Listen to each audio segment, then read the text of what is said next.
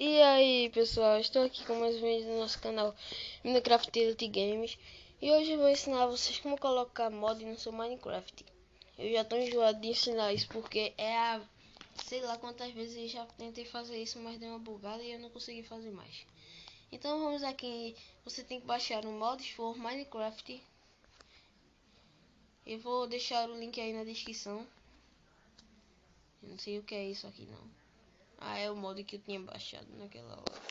Lucky Block. Mas como eu já baixei, eu não vou mostrar. Redstone lâmpada, gravite controle.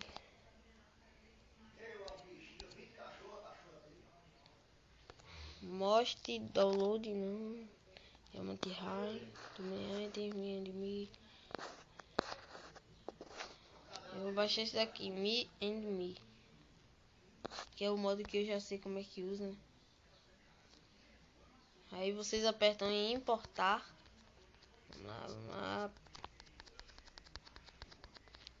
Não sei o que acontece aqui no meu celular que fica acontecendo isso. Dá uma bugada da bexiga quando eu tô gravando. Vamos lá. Já fez o download já. Agora vamos entrar aqui no Block Launcher.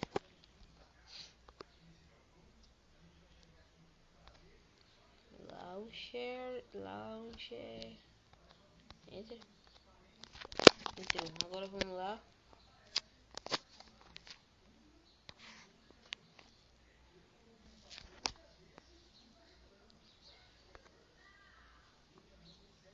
Vamos lá.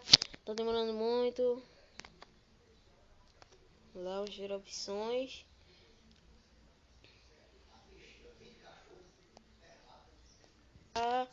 Aí quando entrar aqui nas opções, aí aperta em Another Mode. Aí apertando aqui em Local Storage. Aí aperta em Me, que é o mod que você baixou. Aí vai aparecer todos os mods que você baixou. Aí vou apertar aqui. Pronto, já está aqui, né? Vamos lá.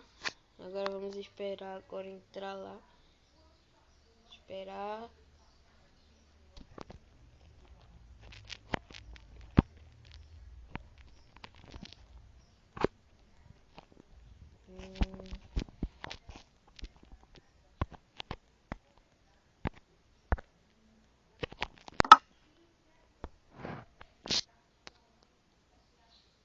Isso daí você faz um clone. Esse mod aqui você faz um clone seu, né? Vamos ver agora. Eu tinha baixado o Lucky Block. Aqui. E dá para outras coisas. Agora vamos vir aqui. Apertando barra. Aí escrevemos clone.